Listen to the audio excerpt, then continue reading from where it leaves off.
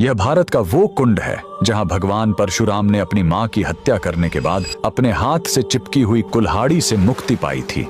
यह कहानी है महान ऋषि जमदग्नि और उनकी पत्नी पतिव्रता रेणुका की। कहते हैं रेणुका हर दिन नदी से कच्चे घड़े में पानी लाती थीं और उनके सतीत्व के बल से वह घड़ा टूटता नहीं था। उनके 5 पुत्र थे जिनमें सबसे छोटे थे विष्णु अवतार परशुराम। एक दिन रेणुका ने नदी में कुछ गंधर्वों स्वर्ग के संगीतकार को जल क्रीड़ा करते देखा। उन्हें देखकर एक पल के लिए उनका मन मोह में पड़ गया और उसी क्षण उनके सतीत्व का बल टूटा और कच्चा घड़ा टूट गया। जब वो आश्रम लौटी तो ऋषि जमदग्नि ने अपने योग बल से जान लिया कि उनका मन भटक गया था। वो इतने क्रोधित हुए कि उन्होंने अपने पुत्रों को आज्ञा दी, अपनी मां का वध कर दो। जब चारों बड़े भाइयों ने मना कर दिया तो क्रोधित पिता ने उन्हें तुरंत पत्थर बन जाने का श्राप दे दिया। इसके बाद परशुराम ने पिता की आज्ञा को अपना धर्म समझा। उन्होंने भारी मन से अपनी कुल्हाड़ी उठाई और अपनी ही मां का सिर धड़ से अलग कर दिया। उनकी आज्ञाकारिता से प्रसन्न होकर जमदग्नि ने वरदान मांगने को कहा। परशुराम ने तुरंत अपनी मां को फिर से जीवित करने और साथ ही पत्थर बन चुके अपने चारों भाइयों को भी मुक्त करने का वर मांग लिया। सब फिर से जीवित हो गए, मानो कुछ हुआ ही ना हो। लेकिन कहानी यहीं खत्म नहीं हुई।